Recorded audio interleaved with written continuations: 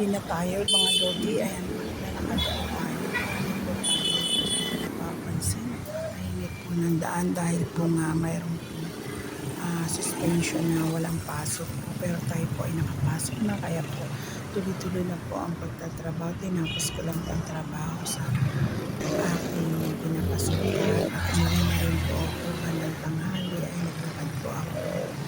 At wala na po akong motor. Kaya po naglakad po ako hanggang dyan.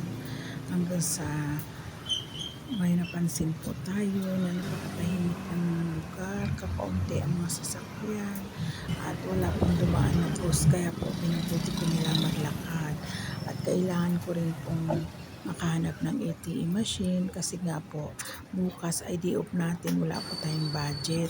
Alam mo naman nagbabudget tayo at malayo pong aking tingin, kakaisip kung paano po natin malalagpasan ang pagbabudget. Napakahigpit po ng ating tali ngayon pagdating sa budget. Ayan po, may napansin po tayo dyan sa bandarian. Ang ganda po ng kondo ay nakakalimot po tayo. Nililibang po natin ang sarili natin. Nakalimot po tayo sa anumang bagay. Ayan po, lakad pa po tayo. At hanggang dyan po ay napamangha po tayo sa mga napapansin po natin.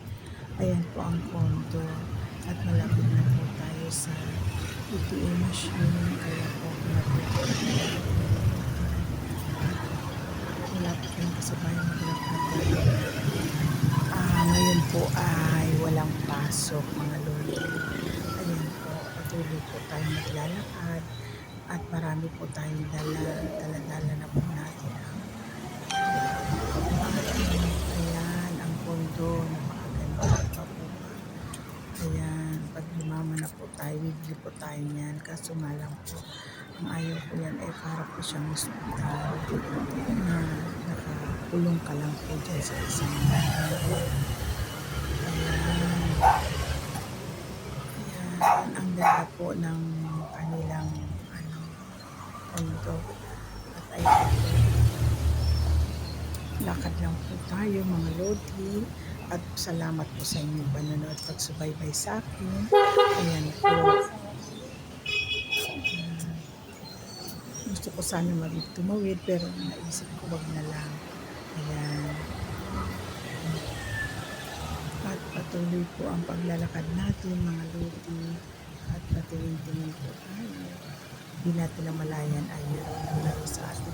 Patutunguhan. Ayan. Hanggang dyan na lang po tayo at nakita ko na po ang machine ang nag-BPO, kaya po nabuti ko lang mga lodi at para mabawa po tayong budget. Salamat po sa inyong panonood.